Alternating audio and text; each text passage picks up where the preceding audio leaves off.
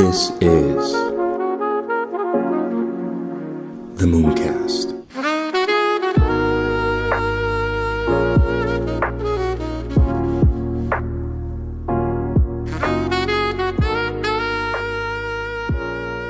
See you, space cowboy. People, I'd rather sleep under a bridge, man. Honestly, I can't work for somebody, man. We're having a nationwide protest in Oh, we Nigeria know. today. So it's like a 10 days protest. Oh, we know. Go get those demands. Go get your natural resources back and nationalize that. Okay. Go ahead and go get it. Go get it, Kings. Go get it, Kings. Can you see my screen? Yeah. Clear. Okay. Perfect.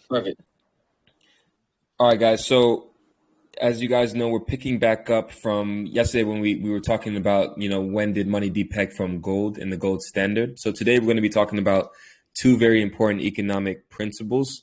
And I wanted to cover these real quick to give you guys a little bit of a synopsis of two different sort of polarizing ideologies when it comes to economics. And mainly we're only taught this version of economics, which is the one that everyone is kind of taught through these colonial, backwards, traditional style schools, right? So Keynesian economics, right, was established in the 1930s.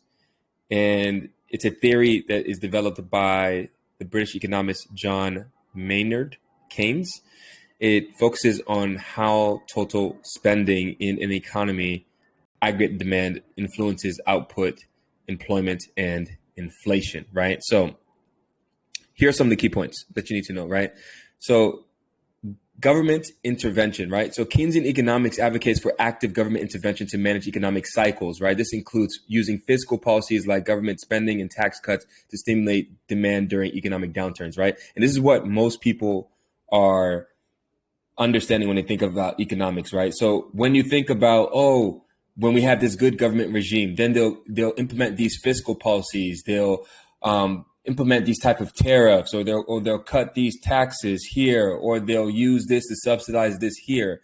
And so it's more about the central entity making the decisions for and trying to influence the market. So that ultimately means that the market isn't free, right? Again, I repeat, that ultimately means that the market is not free, right? Because there's government intervention that's needed to act as a stimulus or an enabler for markets to either grow, or for when markets are growing too much, they need to then suck in some of the liquidity, like what we talked about earlier with quantitative easing, quantitative tightening. And they have also, like I said, monetary policies and fiscal policies. And those are the only two ways in which governments can kind of try to tweak the free markets to their advantage, or sometimes at their disadvantage, depending on the type of regime that you have, right?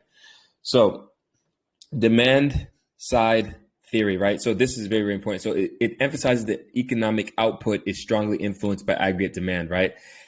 So when demand is low, it can lead to unemployment and unused capacity, right? So basically what they're trying to say in layman's terms is that when there's not enough demand in the economy, then it's going to decrease the liquidity, right, that businesses are able to get, right? And so they need to increase some kind of stimulus within the economy to be able to keep the economy running, right? And so this is kind of the gist of what they're talking about, right? So when you talk about short run focus, right? So Keynesian theory is particularly considered with two short term economic fluctuations and how to mitigate recessions, right? So you have these expansionary periods and retractionary periods, right, within the economy, right? And this is why it's called a liquidity cycle, right? And I'm going to show you guys kind of like how to measure liquidity a little bit later. And so in these expansionary periods within the economy, you see a lot of economic growth. It seems that a lot of people have liquidity. Where's the liquidity coming from? As I previously stated in part one of the What is Money principles, right? We were talking about how they inject liquidity into the markets and why they're able to do that, and why do they do that, right? And then also how they pull liquidity away from the market. And these are these expansionary and retractionary periods. And that's basically how the current landscape of economics works. But the problem is every time they retract the economies, many people lose, and the middle class ends up getting squeezed over the course of time, because when it's expansionary, the people who own assets, the people who are doing smart things with their fiat money are getting ahead, right? So they're in position. So when these retractionary periods come, the people who weren't doing smart things with their money and they were just making other businesses get richer, right? They end up losing, and then they end up getting squeezed and squeezed and squeezed until the economies crash, right? And so full employment is another thing too as well. So the goal is to achieve full employment and stable prices through government policies, right? Again, the goal is to achieve full employment and stable prices through government policies. This is not something that's doable, right? If you understand how, I think I was interviewing somebody on a podcast recently, Michael Pirro, right? And he was saying that if the government was in charge of the Sahara Desert, they would run out of sand. So just to tell you a little bit about the government, right? Because essentially, if you really think about it and break it down, the business owners or the experts within each individual vertical have the expertise to drive that vertical forward, right? Or that industry forward, right? So it doesn't really make sense to lean on the government who has no knowledge on a lot of different verticals within the economic space, right? Does someone have something? Oh, okay. I thought somebody had something. So moving on. So we're going to compare a little bit now, talk a little bit about Austrian economics, right? So this is another economic ideology that no one is really taught, but this actually came before Keynesian economics, right? And so this principle was founded by Karl Menger in 1871 with the publication of his book, Principles of Economics. And the Austrian economics, does somebody have something? Oh, okay. So Austrian economics is a school of economic thought that emphasizes the importance of individual actions and decisions in the economy, right? So here are some of the key points of Austrian economics as it deciphers from Keynesian economics, right? So Keynesian economics, again, just to give a little bit refresher, is more government control, the government kind of pulling the strings to influence how the economy will function, right? And that's what we're usually taught. In Austrian economics, it's very subjective value, right? So it argues that value of goods and services is subjective and varies from person to person, right? So let's say you are a plumber and you fix my toilet. Maybe I might think the price is $10, but the plumber might think the price is $15, and we can negotiate to come up to a price of $13, right? And you see this more prevalent in the global South, where there's a little bit less fixed pricing. And so value is subjective in the Austrian type of ideology, right? And marginal utility, right? So the theory of marginal utility is central, explaining that the value of good decreases as its quantity increases, right? So as there's more supply of said good, the value should then decrease, right? But that can only happen if the money is fixed, right? So if the money is not fixed, then it's not a possibility to happen, because if the money is infinite. So if you have an overabundance of something, as you guys know, an overabundance of supply, but an infinite or a finite amount of goods and services, right? Then what's going to end up happening is your purchasing power is going to go down over the course of time. And as you guys know, our purchasing power has been going down since they completely abandoned the gold standard, right? And it's been going down literally every single year. In some countries more rapidly than others, depending on how they manage their fiat currency, right? The central control or the central banks. So market processes, right? So Austrian economics focuses on how markets operate through interactions of individuals rather than relying on mathematical models, right?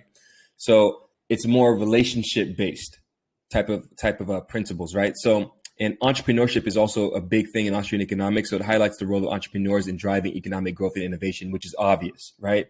So just so you guys know, the government does not and will not ever supply jobs to people. What the government is it doesn't do that, right? So jobs are created through entrepreneurs, right? Like me, right? What I'm trying to do with HeliCode, right? Bring you guys skills. You guys then leverage the skills to then get work, right? That is a job of an entrepreneur to do, right? What you can do, though, is incentivize entrepreneurs, like what Dubai does, for instance, is where they lower the taxes 0%. It's now 9% now, but when it was 0%. So they enticed the entrepreneurs to come. But first they made it safe. Then they made it, they built up the infrastructure. They then enticed entrepreneurs to come because it's 0% tax. Then the entrepreneurs came, and then they end up employing the locals. And then that's how jobs were created, right? But at the end of the day, the entrepreneurs create the jobs, right? And so that's kind of that principle. And so, and a critique of central planning, right? So Austrian economics are critical of government intervention and central planning, advocating for free markets. Again, advocating for free markets, right? And so when markets are more free and there's less regulation, you see way more innovation and growth, right? When there's more bureaucracy and a lot more hurdle to be able to do business, it takes longer to achieve said goals for a business, right? And that's kind of how that works. So who's right? What do you guys think based off of what I basically broke down to you guys on Austrian economics versus Keynesian economics? Who do you guys think it makes more sense?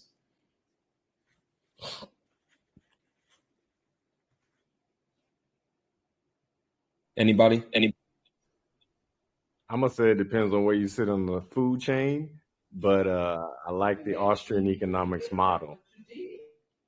Okay. All right. Let's we're gonna compare them in a little bit, but let's just move on here. Who created economics, right? So Adam Smith created economics in the 18th century. Economics is the study of scarcity. Again, economics is the study of scarcity. It doesn't apply to Africa at all, right?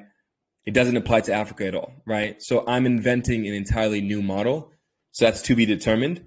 And I'm going to release that to you guys at some point in the chat at some point, right? So it's something I'm actually currently working on to create a completely different model for Africa, because Africa clearly and definitely doesn't have any scarcity, right?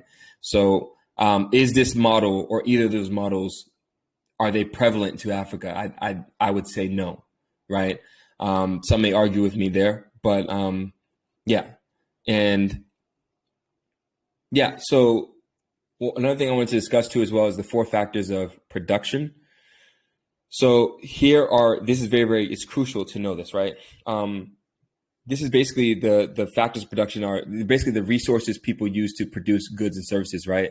So this is the things that you need to be able to produce goods and services to help economies grow, right? And their land, capital, entrepreneurship, and labor, right? So without these 4 elements, it's very hard to produce those goods and services, to get to that finished product, to then add value to a economy, right? So remember these and take them with you, right? So what is inflation?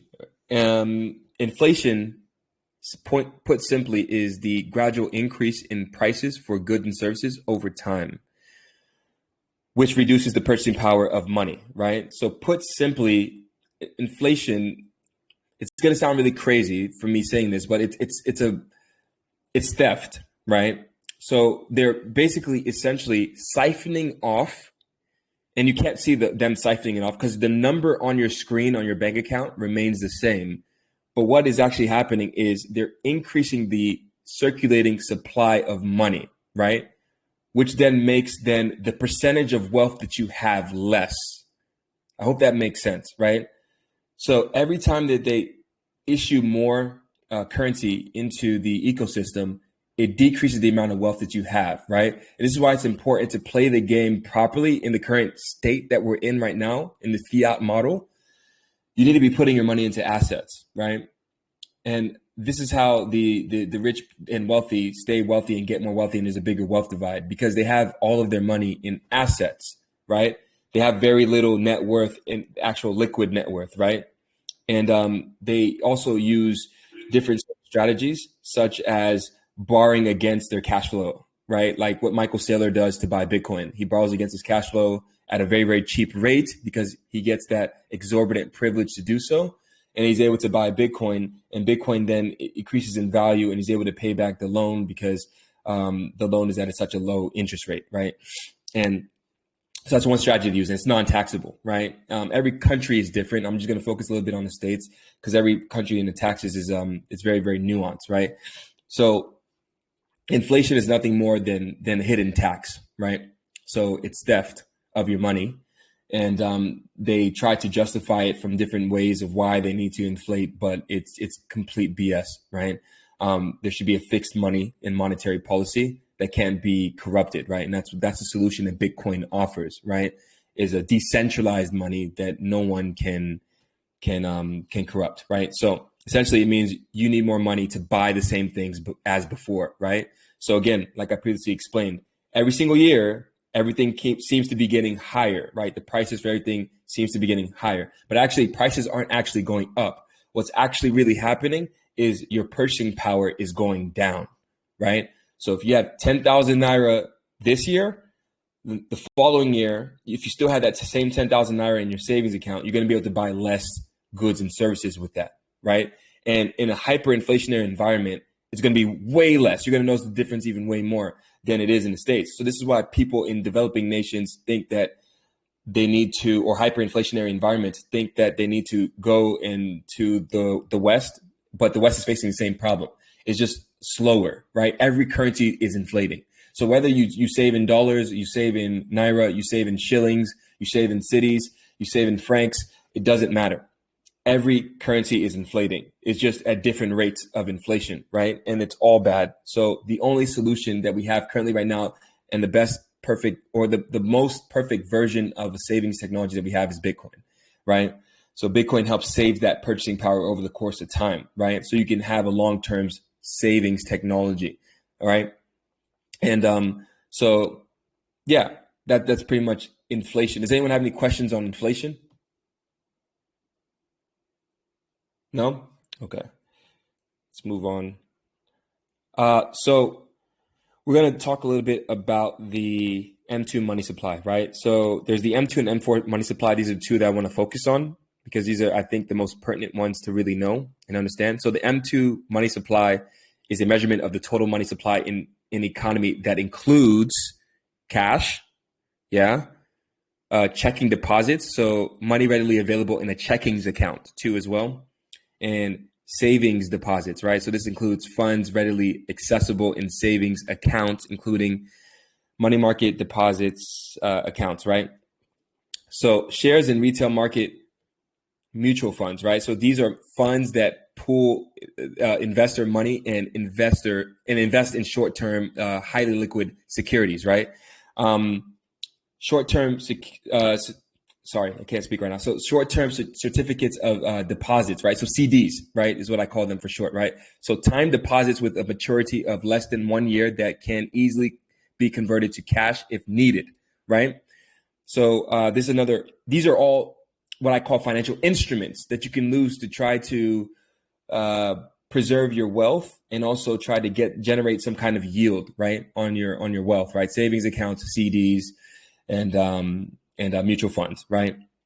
And the M2 essentially captures all the highly liquid financial instruments that can easily be turned into cash, right? So anything that can be easily turned into cash.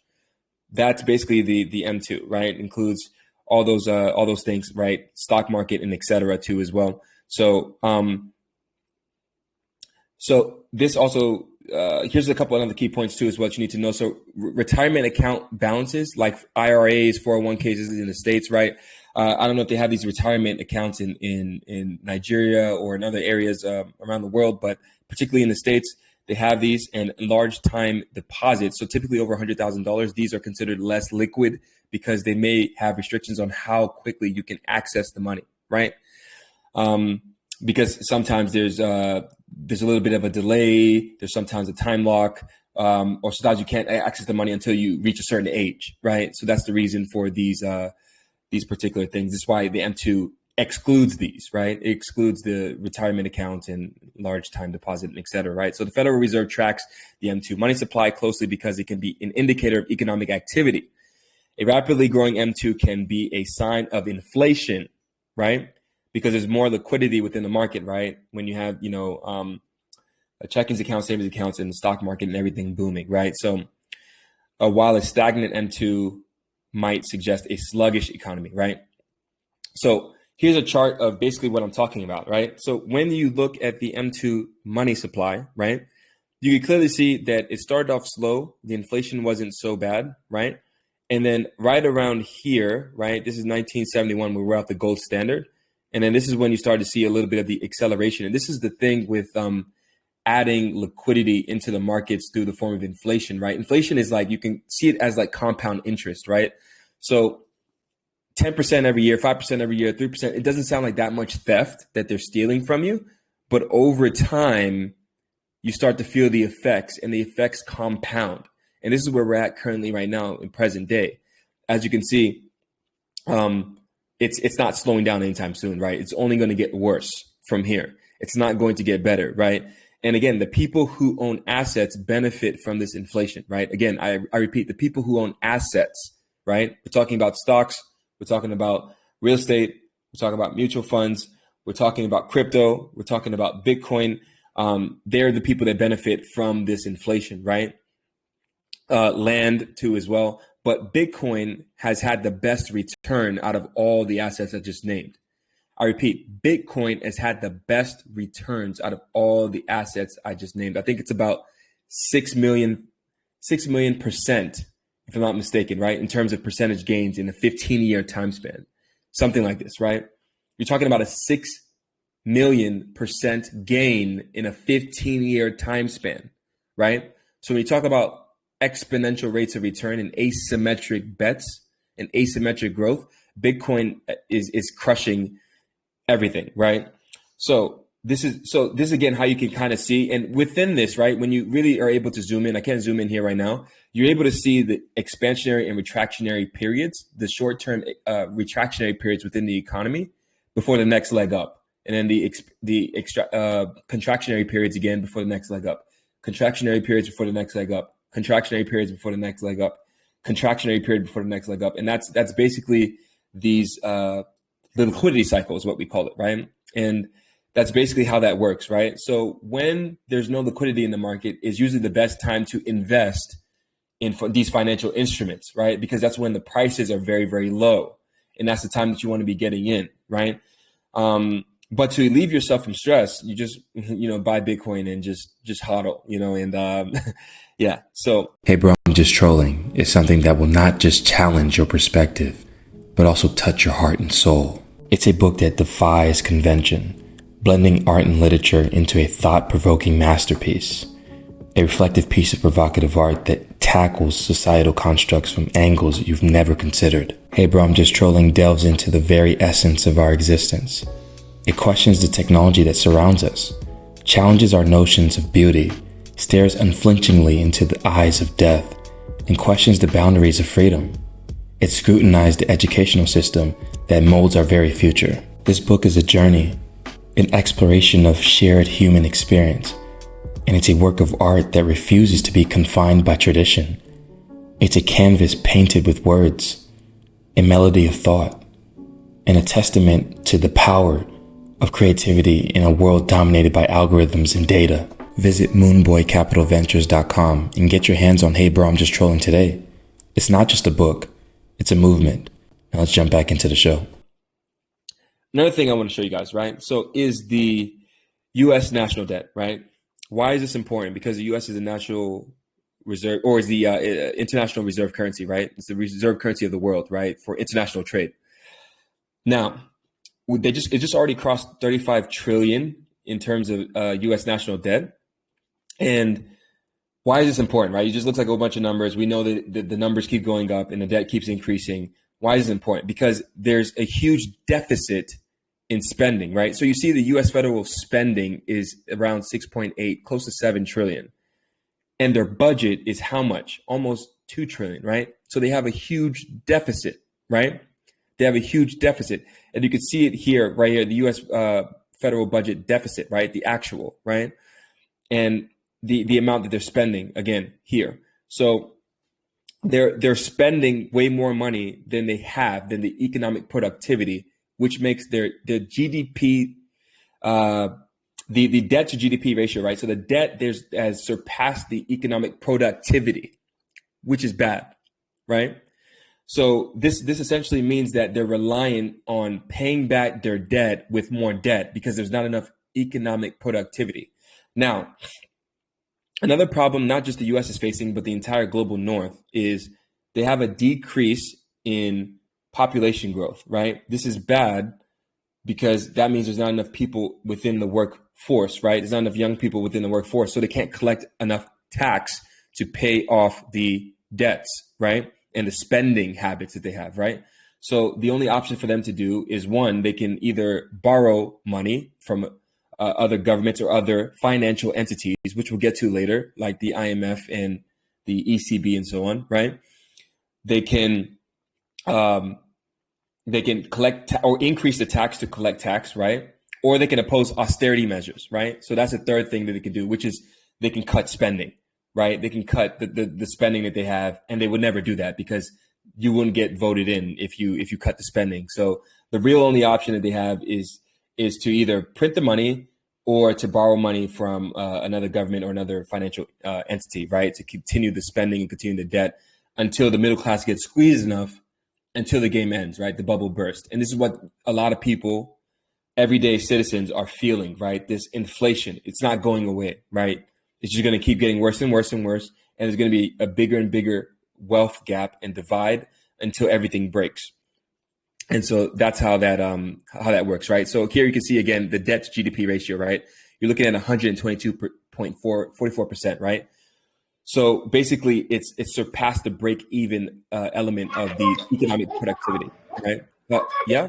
Hello. Do you have a question? Do you have a question?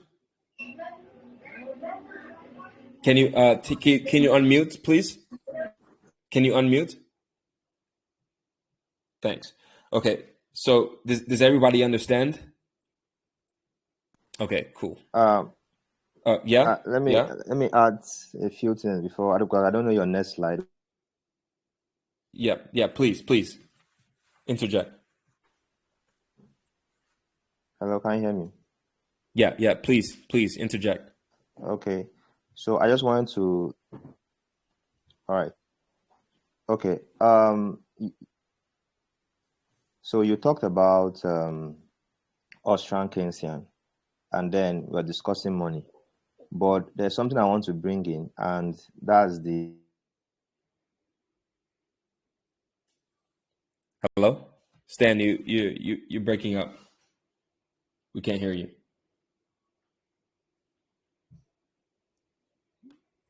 All right, I'm gonna move on now until he gets back his network. Can everybody else hear me? Just somebody interject if you can hear me. Can you hear me? Hear you, bro. Okay. Yeah, perfect. Okay. Let's move on to the next thing while Stan comes back on. So again, here is the debt to GDP ratio again. And this is showing again that increase that I'm talking about in terms of the debt to the amount of economic productivity, right, in comparison. And you see it's ballooned so much in the last 30 years, right? And it's going to continue like that, right? So there's going to come a point where the debt is 3-4 times the actual economic productivity. And that's only going to get worse too as well, not just because of the population, but look what's coming, right? Artificial intelligence. So there's going to be a decrease in economic productivity because they're going to replace a lot of citizens with artificial intelligence, right? So they're going to have to figure out how they're going to be able to collect tax, which we'll get into taxes, right? Does it really make sense? Like I said, we'll get into that. But I hope you guys can see this chart to see the significance of it and understand it and break down. Stan, are you back? No, he seems to have cut off, huh? Okay. So we're going to get to the M4 money supply, right? So the M4 money supply is the broadest measure of money supply in an economy, right? So it encompasses all M2 plus some. Oh, Stan, you back? Stan, you back? Okay.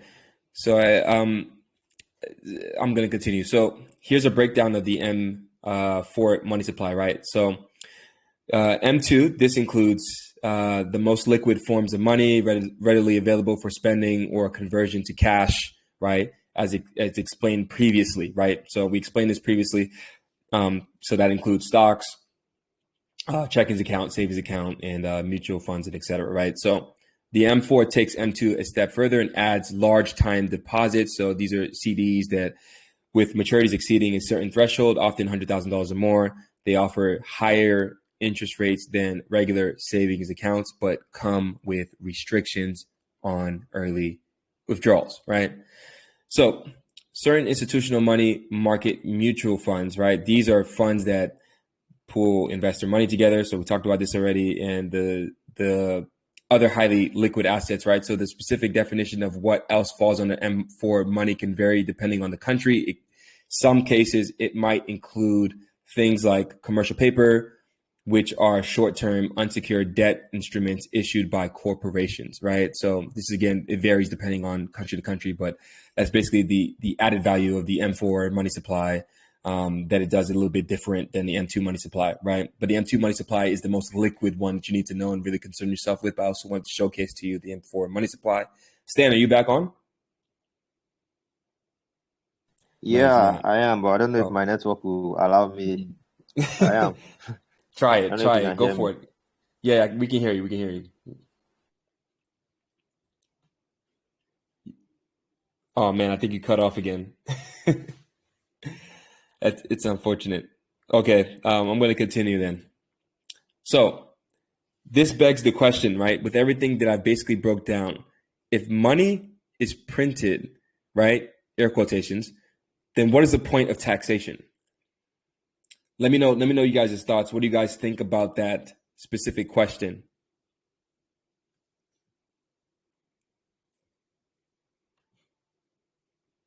Any ideas? No? Okay, let's move on then.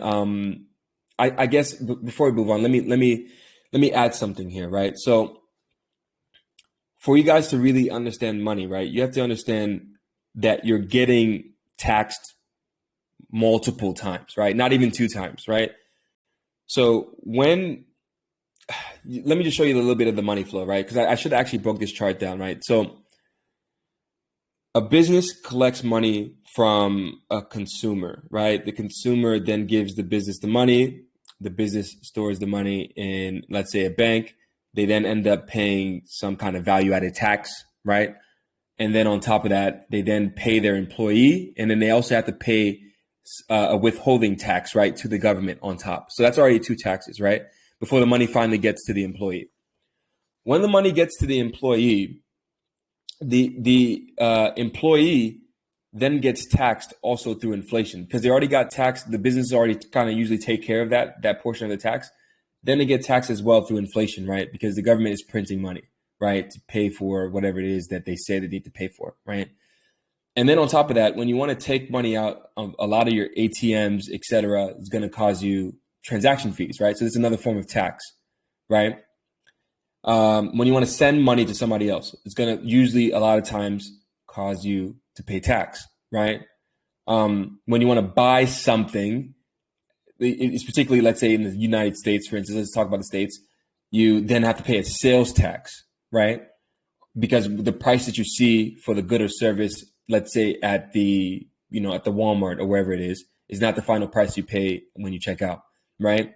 So how many times did I just say that you get taxed, right? And then if you have a side hustle, you need to pay tax on that money that you're making off the side hustle too as well, right? So as you guys can see, it doesn't make sense, right? If they can just print the money. So the taxing itself is an illusion, right? To make you think that you're being a good Samaritan to helping the systems function for the excuse of what they say, we're funding public roads and schools and hospitals, right? Air quotations, right? And which is, it's complete BS, right? It's just to give you an illusion that you're being a good Samaritan and a law-abiding citizen, right? When in reality, you don't really even need to pay tax for any of this, right? In reality, they can just steal 2% of your money and use that to do something with the money if they really want to just do that. But instead, they cause all these different headaches and all these bottlenecks to make you think that you're actually doing something and contributing to society when you're not. And that's basically the interpretation of that, right? So does anyone have anything? Or Stan, are you back on? No, I don't think he's back on. Okay, so we're gonna talk a little bit about the CPI, right? So the CPI, right? So what is that, right? It's the Consumer Price Index, right? And it measures inflation, right? So here's what it does, right? It tracks the rate of inflation, indicating how much prices have increased over a specific period, right? So you can kind of see where the inflation is headed, and it helps you to as well track the liquidity cycles, so you can know when is a good time or a better time to invest your money to optimize your return, right? That's the entire point.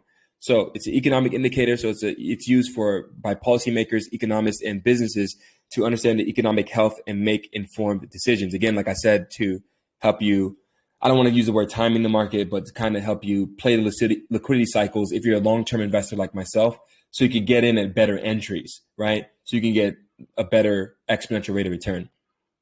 And it adjusts income, right? So CPI is used to adjust salaries, pensions, and other income payments to maintain the purchasing power, right? So what does that mean?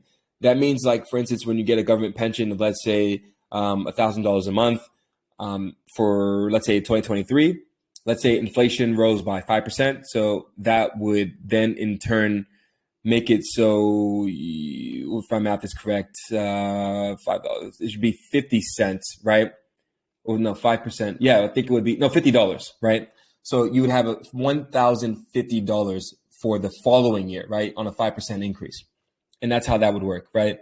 So that way it keeps up with the rate of inflation, so that, like, they're paying you the right amount adjusted for the rate of inflation based off of the CPI, which tracks the rate of inflation, right?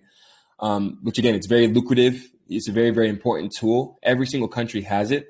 But to save yourself the headache, it's best to just dollar cost average into the best savings technology in the world, which is Bitcoin, right? So, but anyways, this is a CPI in a nutshell.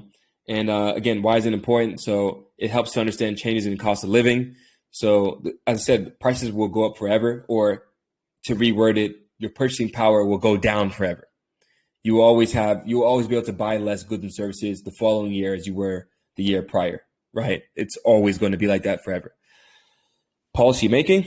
So it influences the monetary policy decisions, right? Again, in these Keynesian sort of economics, the government decides the monetary policy decisions, right?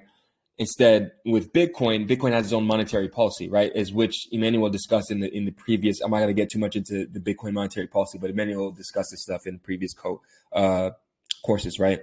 So this is the interest rate manipulation, right? So based off of the CPI report, that's how they decide if they're going to decrease interest rates to make it cheaper to borrow, or increase interest rates to make it more expensive to borrow, so they can suck liquidity out of the system or make people less hesitant to borrow money, right?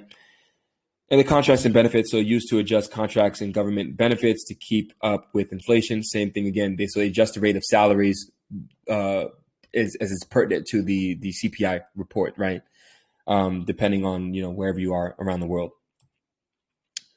So how it's calculated, right? So you guys can get a little bit better understanding to understand the CPI report.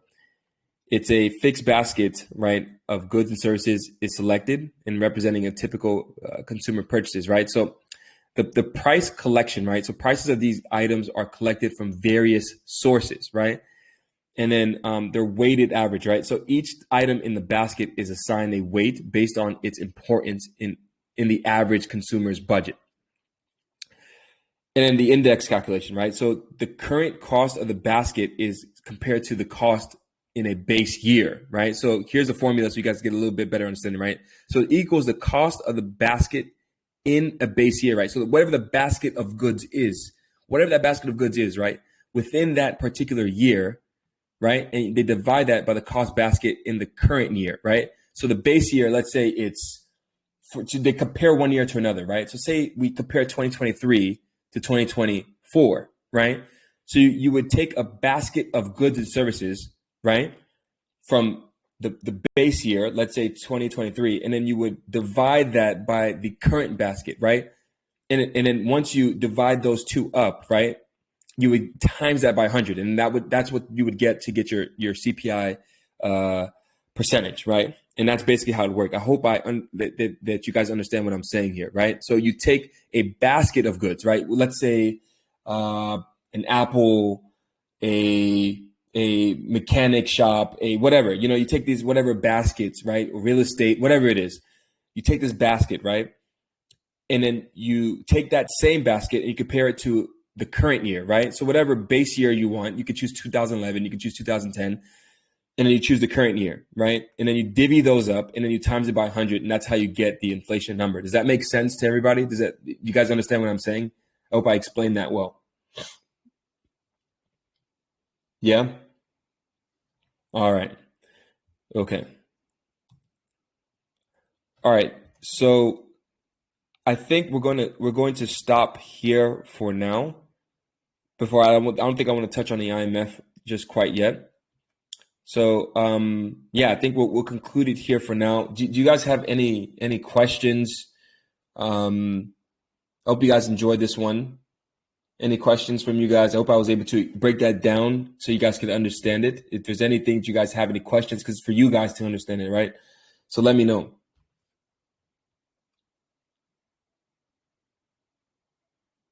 No? All right. I don't know if I can talk, but I'll try. Yes. I Please. think my network is bouncing on and off.